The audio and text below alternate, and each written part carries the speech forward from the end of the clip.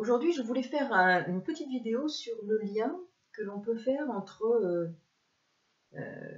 ou la complémentarité qu'il peut y avoir entre effectivement l'astrologie et la chimie. L'astrologie nous parle de la relation de l'homme avec le cosmos. Le cosmos qui signifie en grec l'ordre. L'on peut aussi faire le lien de l'homme avec la nature à travers l'alchimie. Et ces trois composantes, le cosmos, la nature et l'homme, sont fondamentales pour comprendre le sens de notre existence.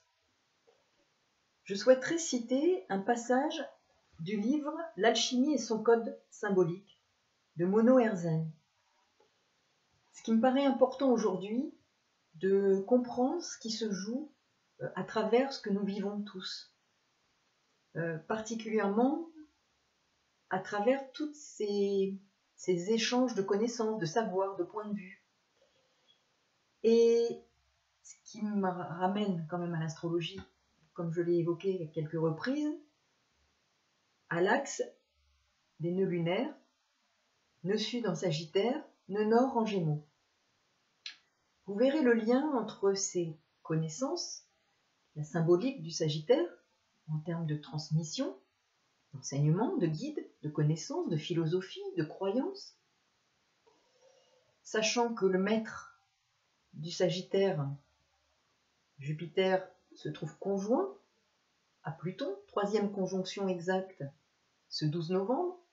Donc, de quoi s'agit-il? Des croyances, des destructions des croyances? Est-ce qu'il s'agit d'une remise en question des croyances? Est-ce qu'il s'agit d'une purification de ces croyances, de ces philosophies, de ces points de vue, du nécessaire nettoyage au fond de nous, de nos points de vue, de réinterroger, de faire table rase de croyances ou philosophies ou points de vue qui sont obsolètes? Je pense que c'est intéressant en tout cas de s'y pencher pour aller vers le nœud nord en Gémeaux. Quoi qu'il en soit, aujourd'hui, je voudrais donc effectivement aborder ce passage relatif à l'échange entre Hermès Trismégiste et Asclépios. Un temps viendra où il semblera que les Égyptiens, donc ici, les Égyptiens sont considérés comme les êtres humains. On va aller sur une acception plus large. Les Égyptiens, à l'époque, c'était l'habitant effectivement de cette planète Terre, mais en même temps, il s'agit d'une conception plus large de ce qu'est l'Égyptien. Ce n'est pas l'habitant d'Égypte, c'est aussi l'habitant de cette Terre-planète. Un temps viendra où il semblera que les Égyptiens ont en vain honoré leur Dieu, dans la piété de leur cœur, par un culte assidu. Toute leur sainte adoration échouera, inefficace, sera privée de son fruit. Les dieux, quittant la terre, regagneront le ciel. Ils abandonneront l'Égypte, cette contrée qui fut jadis le domicile des saintes liturgies. Maintenant, veuve de ces dieux, la planète ne jouira plus de leur présence. Des étrangers rempliront ce pays. L'étranger ici ne n'est pas celui qui vit dans un autre pays. C'est un autre pays d'un point de vue spirituel. Cette terre, des étrangers rempliront ce pays. Cette terre, ceux qui sont étrangers à une démarche spirituelle. Et non seulement on n'aura plus souci des observances, mais, chose plus pénible, il sera statué par de prétendues lois, sous peine de châtiment prescrit, de s'abstenir de toute pratique religieuse, de tout acte de piété ou de culte envers les dieux. Alors cette terre, très sainte, patrie des sanctuaires et des temples, sera toute couverte de sépultures et de mort. Il ne s'agit pas de mort physique, mais de mort à l'esprit, de mort spirituelle.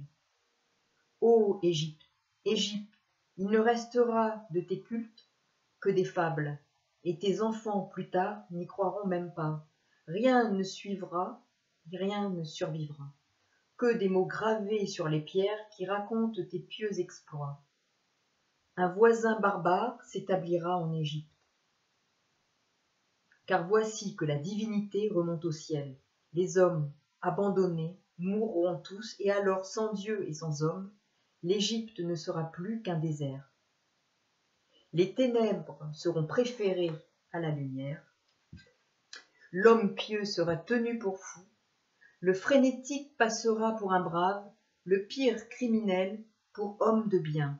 L'âme et toutes les croyances qui s'y rattachent, on ne fera qu'en rire. Bien plus, on n'y verra que vanité. Et même, croyez-moi, ce sera un crime capital au terme de la loi que de s'être adonné à la religion de l'esprit. On créera un droit nouveau, des lois nouvelles, rien de saint, rien de pieux, digne du ciel et des dieux qui l'habitent, ne se fera plus entendre, ni ne trouvera créance dans l'âme. Voici donc ce que sera la vieillesse du monde. Je vous laisse y méditer. À très bientôt. Merci pour votre écoute. Au revoir.